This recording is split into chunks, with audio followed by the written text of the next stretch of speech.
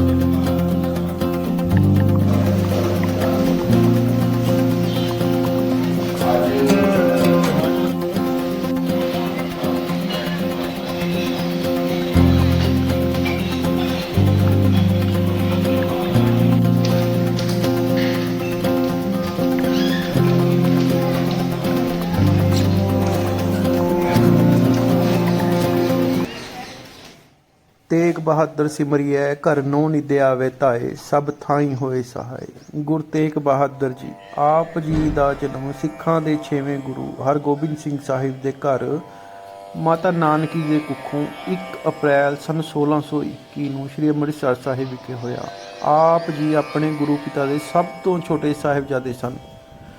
ਜਨਮ ਦੀ ਖਬਰ ਸੁਣਦਿਆਂ ਹੀ ਗੁਰੂ ਜੀ ਨੇ ਆਪ ਨੂੰ ਜਦ ਦੇਖਣ ਆਏ ਤਾਂ ਆਪ ਨੇ ਕਿਹਾ, ਇਹ ਬਾਲਕ ਤੇਗ ਦਾ ਧਨੀ, ਸੂਰਬੀਰ ਤੇ ਸੰਕਟ ਹਰਨ ਹੋਵੇਗਾ। ਪਿਤਾ ਜੀ ਨੇ ਬਾਲਕ ਦਾ ਨਾਮ ਤਿਆਗਮਲ ਰੱਖਿਆ। ਤਿਆਗਮਲ ਨੇ 14 ਸਾਲ ਦੀ ਉਮਰ ਦੇ ਵਿਚਕਾਰ ਕਰਤਾਰਪੁਰ ਦੀ ਜੰਗ ਦੇ ਵਿਚਕਾਰ ਤੇਗ ਦੇ ਐਸੇ ਜੋਹਰ ਦਿਖਾਏ, ਜਿਸ ਨਾਲ ਖੁਸ਼ ਹੋ ਕੇ ਗੁਰੂ ਜੀ ਨੇ ਆਪ ਜੀ ਦਾ ਨਾਮ ਤਿਆਗਮਲ ਤੋਂ ਬਦਲ ਕੇ ਤੇਗ ਬਹਾਦਰ ਰੱਖ ਦਿੱਤਾ, ਜੋ ਕਿ ਇਤਿਹਾਸ ਦੇ ਵਿਚਕਾਰ ਗੁਰੂ ਤੇਗ ਬਹਾਦਰ ਦੇ ਨਾਮ ਨਾਲ ਜਾਣਿਆ ਗਿਆ। ਆਪ ਜੀ ਦੀ ਗੁਰਮਤਿ ਤੇ ਸਿੱਖ ਇਤਿਹਾਸ ਦੀ ਵਿੱਦਿਆ ਬਾਬਾ ਬੁੱਢਾ ਜੀ ਤੇ ਭਾਈ ਗੁਰਦਾਸ ਜੀ ਕੋਲੋਂ ਪੂਰੀ ਹੋਈ। ਆਪ ਜੀ ਨੇ ਸ਼ਸਤਰ ਵਿੱਦਿਆ ਬਿਧੀ ਚੰਦ, ਭਾਈ ਜੇਠਾ, ਭਾਈ ਪਿਰਾਗਾ, ਭਾਈ ਨੰਦਾ, ਭਾਈ ਬਲੂ ਪਵਾਰ ਕੋਲੋਂ ਪੂਰੀ ਕੀਤੀ। ਆਪ ਜੀ ਬਹੁਤ ਜਲਦੀ ਨਿਪੁੰਨ ਹੋ ਗਏ ਸਨ। ਗੁਰੂ ਤੇਗ ਬਹਾਦਰ ਜੀ ਦੀ ਸ਼ਾਦੀ ਸਨ 1632 ਈਸਵੀ ਕਰਤਾਰਪੁਰ ਵਿਖੇ ਸ਼੍ਰੀ ਲਾਲ ਚੰਦ ਜੀ ਦੀ ਸਪੁੱਤਰੀ ਬੀਬੀ ਗੁਜਰੀ ਜੀ ਦੇ ਨਾਲ ਹੋਈ। ਇਸ ਸਮੇਂ ਸ਼੍ਰੀ ਲਾਲ ਚੰਦ ਜੀ ਨੇ ਆਪ ਜੀ ਨੂੰ ਬੜੇ ਪਿਆਰ ਸਤਿਕਾਰ ਦੇ ਨਾਲ ਕਿਹਾ, ਪਾਤਸ਼ਾਹ ਜੀ, ਮੈਂ ਆਪ ਜੀ ਦੀ ਉੱਚ ਪਦਵੀ ਅਨੁਸਾਰ ਆਪ ਜੀ ਦਾ ਸਵਾਗਤ ਨਹੀਂ ਕਰ ਸਕਿਆ। ਗੁਰੂ ਸਾਹਿਬ ਨੇ ਉੱਤਰ ਦਿੱਤਾ, ਲਾਲ ਜੀ, ਤੁਸੀਂ ਬਹੁਤ ਕੁਝ ਦੇ ਦਿੱਤਾ ਸਾਨੂੰ, ਜਿਸ ਨੇ ਆਪਣੀ ਧੀ ਦਿੱਤੀ, ਪਿੱਛੇ ਕੀ ਰਹਿ ਗਿਆ। 1644 ਈਸਵੀ ਸ਼੍ਰੀ ਗੁਰੂ ਹਰਗੋਬਿੰਦ ਸਾਹਿਬ ਦੇ ਜੋਤੀ ਜੋਤ ਸਮਾਉਣ ਤੋਂ ਬਾਅਦ ਆਪ ਜੀ ਮਾਤਾ ਨਾਨਕੀ ਤੇ ਬੀਬੀ ਗੁਜਰੀ ਜੀ ਦੇ ਨਾਲ ਆਪਣੇ ਨਾਨਕੇ ਪਿੰਡ ਬਾਬੇ ਬਕਾਲੇ ਚਲੇ ਗਏ, ਜਿੱਥੇ ਆਪ ਜੀ ਨੇ 20 ਸਾਲ ਗੁਜ਼ਾਰੇ। ਇੱਥੇ ਗੁਰੂ ਤੇਗ ਬਹਾਦਰ ਜੀ ਨੇ ਭੋਰੇ ਦੇ ਵਿਚਕਾਰ ਰਹਿ ਕੇ ਜਪ ਤਪ ਤੇ ਨਾਮ ਸਿਮਰਨ ਅਭਿਆਸ ਕੀਤਾ। 20 ਸਾਲ ਆਪ ਜੀ ਨੇ ਇੱਥੇ ਘੋਰ ਤਪੱਸਿਆ ਕੀਤੀ। ਆਪ ਜੀ ਨੂੰ ਪਤਾ ਸੀ ਕਿ ਅੱਗੇ ਕੀ ਹੋਣਾ ਹੈ ਤੇ ਕੀ ਕੁਰਬਾਨੀ ਦੇਣੀ ਪੈਣੀ ਹੈ। ਇੱਥੇ ਇੱਕ ਪਾਸੇ ਗੁਰੂ ਤੇਗ ਬਹਾਦਰ ਜੀ ਤਪੱਸਿਆ ਵਿੱਚ ਲੀਨ ਸਨ ਤੇ ਦੂਜੇ ਪਾਸੇ ਸ੍ਰੀ ਗੁਰੂ ਹਰਕ੍ਰਿਸ਼ਨ ਸਾਹਿਬ ਦਿੱਲੀ ਦੇ ਵਿਚਕਾਰ, ਜਿੱਥੇ ਹੈਜੇ ਤੇ ਚੇਚਕ ਕਾਰਨ ਮਹਾਮਾਰੀ ਫੈਲ ਗਈ ਸੀ, ਉੱਥੇ ਲੋਕਾਂ ਦੀ ਸੇਵਾ ਤੇ ਭਲਾਈ ਦੇ ਵਿਚਕਾਰ ਲੱਗੇ ਹੋਏ ਸਨ। ਲੋਕਾਂ ਦੀ ਸੇਵਾ ਕਰਦੇ ਕਰਦੇ ਸ੍ਰੀ ਗੁਰੂ ਹਰਕ੍ਰਿਸ਼ਨ ਜੀ ਆਪ ਵੀ ਬਿਮਾਰੀ ਗ੍ਰਸਤ ਹੋ ਗਏ ਸਨ ਤੇ ਆਖਰੀ ਸਮਾਂ ਜਾਣ ਕੇ ਆਪ ਜੀ ਨੇ ਆਪਣੇ ਸਿੱਖਾਂ ਨੂੰ ਆਪਣੇ ਕੋਲ ਬੁਲਾਇਆ। ਸਿੱਖਾਂ ਚੋਂ ਇੱਕ ਮੁਖੀ ਸਿੰਘ ਦਰਗਾ ਮੱਲ ਨੇ ਪੁੱਛਿਆ ਕਿ ਬਾਬਾ ਜੀ, ਆਪ ਜੀ ਤੋਂ ਬਾਅਦ ਸੰਗਤ ਕਿਸ ਦੇ ਲੜ ਲੱਗੇਗੀ। ਸ਼੍ਰੀ ਗੁਰੂ ਹਰਕ੍ਰਿਸ਼ਨ ਜੀ ਨੇ 5 ਪੈਸੇ ਤੇ ਨਰੇਲ ਹੱਥ ਵਿੱਚ ਲੈ ਕੇ ਉੱਚੀ ਬਾਂਹ ਕਰਕੇ ਘੁਮਾਈ ਤੇ ਕਿਹਾ, ਬਾਬਾ ਬਕਾਲੇ। ਇਸ ਤੋਂ ਸਾਫ਼ ਸਪਸ਼ਟ ਹੁੰਦਾ ਸੀ ਕਿ ਜਿਸਨੇ ਗੁਰਤਾ ਗੱਦੀ ਸੰਭਾਲਣੀ ਹੈ ਉਹ ਬਾਬਾ ਬਕਾਲੇ ਰਹਿੰਦਾ ਹੈ ਤੇ ਗੁਰੂ ਤੇਗ ਬਹਾਦਰ ਜੀ ਸ੍ਰੀ ਗੁਰੂ ਹਰਕ੍ਰਿਸ਼ਨ ਸਾਹਿਬ ਦੇ ਬਾਬੇ ਵੀ ਸਨ। ਇਸ ਗੱਲ ਤੋਂ ਬਾਅਦ ਹੁਣ ਕੋਈ ਸ਼ੱਕ ਨਹੀਂ ਰਹਿ ਗਿਆ ਸੀ ਕਿ ਗੁਰਤਾ ਗੱਦੀ ਦਾ ਅਸਲ ਹੱਕਦਾਰ ਕੌਣ ਹੈ। ਪਰ ਧੀਰ ਮੱਲ ਅਤੇ ਉਹਦੇ ਜਿਹੇ ਹੋਰ ਕਈ ਲਾਲਚੀ ਬੰਦਿਆਂ ਨੇ ਗੁਰਤਾ ਗੱਦੀ ਦੀ ਲਾਲਚ ਕਰਕੇ ਆਪਣੀਆਂ ਮੰਜੀਆਂ ਬਾਬੇ ਬਕਾਲੇ ਡਾ ਲਈਆਂ ਸਨ ਤਾਂ ਜੋ ਅਸੀਂ ਲੋਕਾਂ ਨੂੰ ਠੱਗ ਸਕੀਏ। ਇਸ ਤਰ੍ਹਾਂ ਦੇ ਰੋਲੇ ਦੇ ਵਿਚਕਾਰ ਹੀ ਸਾਲ ਕੁ ਬੀਤ ਗਿਆ, ਜਿਹਦੇ ਵਿਚਕਾਰ ਕੋਈ ਕਹੇ ਮੈਂ ਸੋਢੀ ਹਾਂ ਤੇ ਕੋਈ ਕਹੇ ਮੈਂ ਗੁਰੂ ਹਾਂ। ਮੱਖਣ ਸ਼ਾਹ ਲੁਬਾਣਾ 1665 ਈਸਵੀ ਦਾ ਬਹੁਤ ਵੱਡਾ ਵਪਾਰੀ ਸੀ ਜੋ ਕਿ ਸਮੁੰਦਰ ਦੇ ਰਸਤੇ ਸਮਾਨ ਇੱਧਰ ਤੋਂ ਉੱਧਰ ਵੇਚਿਆ ਕਰਦਾ ਸੀਗਾ।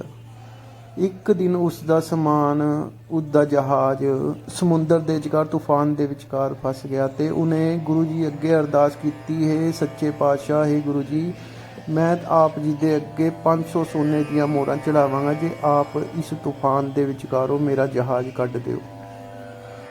ਮੱਖਣ ਸ਼ਾਹ ਲੁਬਾਣਾ ਇਸ ਤੂਫਾਨ ਤੋਂ ਬਚ ਕੇ ਬਾਹਰ ਆ ਗਿਆ ਤੇ ਉਹ ਬਾਬਾ ਬਕਾਲੇ ਪਹੁੰਚਿਆ। ਉਸਨੂੰ ਆਪਣਾ ਵਾਅਦਾ ਯਾਦ ਸੀ ਤੇ ਉਹ ਗੁਰੂ ਜੀ ਨੂੰ ਲੱਭਣ ਵਾਸਤੇ ਬਾਬੇ ਬਕਾਲੇ ਬਾਹਰ ਨਿਕਲਿਆ ਤਾਂ ਦੇਖਿਆ ਥਾਂ ਥਾਂ ਦੇ ਉੱਪਰ ਗੁਰੂ ਬੈਠੇ ਹਨ ਤਾਂ ਉਹ ਸ਼ੰਕਾ ਦੇ ਵਿਚਕਾਰ ਘਿਰ ਗਿਆ ਵੀ ਕਿਹੜਾ ਗੁਰੂ ਅਸਲੀ ਹੈ। ਤਾਂ ਮੱਖਣ ਸ਼ਾਹ ਲੁਬਾਣੇ ਨੇ, ਜਿਹੜੇ ਆਪਣੇ ਆਪ ਨੂੰ ਅਸਲ ਗੁਰੂ ਕਹਿੰਦੇ ਸਨ, ਤਾਂ ਉਹਨਾਂ ਦੇ ਸਾਹਮਣੇ 5-5 ਮੋਹਰਾਂ ਰੱਖਣੀਆਂ ਸ਼ੁਰੂ ਕਰ ਦਿੱਤੀਆਂ ਤੇ ਮੱਥਾ ਟੇਕਣਾ ਸ਼ੁਰੂ ਕਰ ਦਿੱਤਾ। ਤਾਂ ਹਰੇਕ ਨੇ ਉਸ ਦੀ ਤਾਰੀਫ ਕੀਤੀ ਤੇ ਦੂਜੇ ਨੂੰ ਝੂਠਾ ਕਿਹਾ ਤੇ ਆਪਣੇ ਆਪ ਨੂੰ ਅਸਲ ਗੁਰੂ ਦੱਸਿਆ। ਪਰ ਮੱਖਣ ਸ਼ਾਹ ਸਮਝ ਜਾਂਦਾ ਸੀ ਇਹ ਗੁਰੂ ਸੱਚਾ ਨਹੀਂ ਹੈ। ਤਾਂ ਉਸ ਨੂੰ ਹੋਰ ਚਿੰਤਾ ਹੋਣ ਲੱਗੀ ਵੀ ਮੈਂ 500 ਮੋਹਰਾਂ ਦੇਣੀਆਂ ਨੇ ਤਾਂ ਹੁਣ ਕਿਹੜੇ ਗੁਰੂ ਨੂੰ ਦਿਆਂ। ਜਦੋਂ ਸਾਰੀਆਂ ਮੰਜੀਆਂ ਖਤਮ ਹੋ ਗਈਆਂ ਤਾਂ ਮੱਖਣ ਸ਼ਾਹ ਨੇ ਲੋਕਾਂ ਨੂੰ ਪੁੱਛਿਆ ਇੱਥੇ ਕੋਈ ਹੋਰ ਵੀ ਗੁਰੂ ਹੈ। ਤਾਂ ਲੋਕਾਂ ਨੇ ਕਿਹਾ ਇੱਕ ਗੁਰੂ ਉਹ ਸਾਹਮਣੇ ਘਰ ਦੇ ਵਿਚਕਾਰ ਰਹਿੰਦਾ ਹੈ, ਪਰ ਉਹ ਗੁਰੂ ਕਹਿਵਾਉਣ ਦਾ ਚਾਹਵਾਨ ਨਹੀਂ ਹੈ, ਉਹ ਆਪਣੇ ਆਪ ਨੂੰ ਗੁਰੂ ਨਹੀਂ ਕਹਿੰਦਾ। ਮੱਖਣ ਸ਼ਾਹ ਉਸ ਘਰ ਵੀ ਜਾ ਪਹੁੰਚਿਆ, ਪਰ ਮਾਤਾ ਗੁਜਰੀ ਜੀ ਨੇ ਮਨਾ ਕਰ ਦਿੱਤਾ ਤੇ ਕਿਹਾ ਗੁਰੂ ਜੀ ਕਿਸੇ ਨੂੰ ਮਿਲਦੇ ਨਹੀਂ ਹਨ। ਪਰ ਮੱਖਣ ਸ਼ਾਹ ਨੇ ਗੁਰੂ ਜੀ ਦਾ ਵਾਸਤਾ ਪਾ ਕੇ ਦਰਵਾਜ਼ਾ ਖੁਲਾ ਲਿਆ ਤੇ ਅੰਦਰ ਗੁਰਾਂ ਦੇ ਦਰਸ਼ਨ ਕਰਨ ਨੂੰ ਚਲਾ ਗਿਆ। ਦਰਸ਼ਨ ਕਰਨ ਦੇ ਸਾਰ ਹੀ ਉਸਦੇ ਆਤਮਾ ਨੂੰ ਸ਼ਾਂਤੀ ਮਿਲ ਗਈ। ਮਨ ਬਾਗ-ਬਾਗ ਹੋ ਗਿਆ ਤੇ ਤਪਦੀ ਆਤਮਾ ਠਰ ਗਈ। ਪਰ ਫਿਰ ਵੀ ਮੱਖਣ ਸ਼ਾਹ ਇਰਾਦੇ ਦਾ ਪੱਕਾ ਸੀ ਤੇ ਪੱਕੀ ਤਸੱਲੀ ਕਰਨ ਵਾਸਤੇ ਗੁਰੂ ਜੀ ਦੇ ਅੱਗੇ 5 ਮੋਹਰਾਂ ਰੱਖ ਕੇ ਮੱਥਾ ਟੇਕਿਆ। ਗੁਰੂ ਤੇਗ ਬਹਾਦਰ ਜੀ ਸਮਝ ਚੁੱਕੇ ਸਨ ਕਿ ਹੁਣ ਗੁਰਤਾ ਗੱਦੀ ਸਾਂਭਣ ਦਾ ਟਾਈਮ ਆ ਚੁੱਕਾ ਹੈ ਤੇ ਗੁਰੂ ਜੀ ਨੇ ਅੱਖਾਂ ਖੋਲੀਆਂ ਤੇ ਕਿਹਾ ਭਾਈ ਸਿੱਖਾ, ਗੁਰੂ ਦੀ ਅਮਾਨਤ ਦਿੱਤੀ ਹੀ ਚੰਗੀ ਹੁੰਦੀ ਹੈ। ਮੱਖਣ ਸ਼ਾਹ ਸਮਝ ਚੁੱਕਿਆ ਸੀ ਕਿ ਇਹੀ ਅਸਲ ਗੁਰੂ ਹਨ।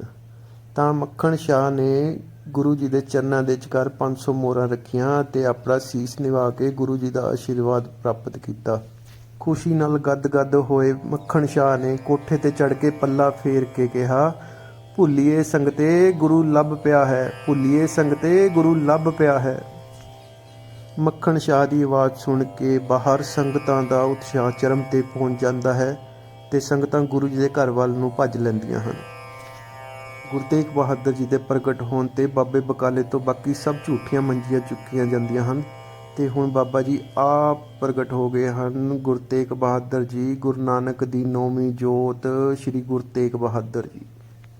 ਗੁਰੂ ਤੇਗ ਬਹਾਦਰ ਜੀ ਜਦੋਂ ਗੱਦੀ ਦੇ ਉੱਪਰ ਬੈਠੇ ਤਾਂ ਧੀਰ ਮੱਲ, ਜੋ ਕਿ ਆਪਣੇ ਆਪ ਨੂੰ ਗੁਰਤਾ ਗੱਦੀ ਦਾ ਅਸਲ ਮਾਲਕ ਸਮਝਦਾ ਸੀ, ਆਪਣੇ ਗੁੰਡਿਆਂ ਨੂੰ ਲੈ ਕੇ ਗੁਰੂ ਜੀ ਉੱਪਰ ਹਮਲਾ ਕਰ ਦਿੱਤਾ। ਸ਼ੀਹ ਮਸੰਦ ਨੇ ਨਿਸ਼ਾਨਾ ਸਾਧ ਕੇ ਗੁਰੂ ਜੀ ਉੱਪਰ ਗੋਲੀ ਚਲਾਈ ਜੋ ਕਿ ਗੁਰੂ ਜੀ ਦੀ ਬਾਂਹ ਨੂੰ ਛੂਹ ਕੇ ਨਿਕਲ ਗਈ। ਧੀਰ ਮੱਲ ਤੇ ਉਹਦੇ ਸਾਥੀਆਂ ਨੇ ਗੁਰੂ ਦਰਬਾਰ ਦਾ ਸਾਰਾ ਸਮਾਨ ਲੁੱਟ ਲਿਆ ਤੇ ਬਾਬਾ ਜੀ ਦੀ ਬੀੜ ਵੀ ਲੁੱਟ ਕੇ ਲੈ ਗਏ। ਇਸ ਸਮੇਂ ਲੱਖੀ ਸ਼ਾਹ ਨੇ ਧੀਰ ਮੱਲ ਉੱਪਰ ਮੋੜਵਾਂ ਹੱਲਾ ਕੀਤਾ ਤੇ ਗੁਰੂ ਜੀ ਦਾ ਸਮਾਨ ਸਾਰਾ ਵਾਪਸ ਲੈ ਆਂਦਾ ਤੇ ਬਾਬਾ ਜੀ ਦੀ ਬੀੜ ਵੀ ਲੈ ਆਂਦੀ, ਨਾਲ ਸ਼ੀਹ ਮਸੰਦ ਨੂੰ ਬੰਨ੍ਹ ਕੇ ਗੁਰੂ ਜੀ ਦੇ ਚਰਨਾਂ ਵਿਚਕਾਰ ਹਾਜ਼ਰ ਕੀਤਾ। ਗੁਰੂ ਤੇਗ ਬਹਾਦਰ ਜੀ ਨੇ ਸਾਰਾ ਕੀਮਤੀ ਸਮਾਨ ਧੀਰ ਮੱਲ ਨੂੰ ਦੇ ਦਿੱਤਾ ਤੇ ਸ਼ੀਹ ਮਸੰਦ ਨੂੰ ਵੀ ਛੱਡ ਦਿੱਤਾ ਤੇ ਬਾਅਦ ਦੇ ਵਿਚਕਾਰ ਬਾਬਾ ਜੀ ਦੀ ਬੀੜ ਵੀ ਧੀਰ ਮੱਲ ਨੂੰ ਦੇ ਦਿੱਤੀ।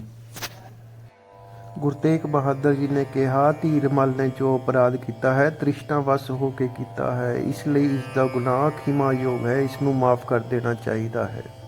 ਗੁਰੂ ਤੇਗ ਬਹਾਦਰ ਜੀ ਨੇ ਕੁਛ ਦੇਰ ਬਾਬੇ ਬਕਾਲੇ ਰਹਿ ਕੇ ਸਿੱਖਾਂ ਨੂੰ ਉਪਦੇਸ਼ ਦਿੱਤਾ ਤੇ ਅੰਮ੍ਰਿਤਸਰ ਵੱਲ ਰਵਾਨਾ ਹੋ ਗਏ। ਗੁਰੂ ਪਿਆਰਿਓ, ਗੁਰੂ ਤੇਗ ਬਹਾਦਰ ਜੀ ਦੀ ਜੀਵਨੀ ਅਗਲੀ ਵੀਡੀਓ ਦੇ ਵਿਚਕਾਰ ਆਪ ਜੀ ਨਾਲ ਸ਼ੇਅਰ ਕਰਨ ਦੀ ਕੋਸ਼ਿਸ਼ ਕਰਾਂਗੇ। ਹੋਈਆਂ ਭੁੱਲਾਂ ਚੁੱਕਾਂ ਦੀ ਖਿਮਾ ਬਖਸ਼ਣਾ ਜੀ। ਵਾਹਿਗੁਰੂ ਜੀ ਕਾ ਖਾਲਸਾ ਵਾਹਿਗੁਰੂ ਜੀ ਕੀ ਫਤਿਹ।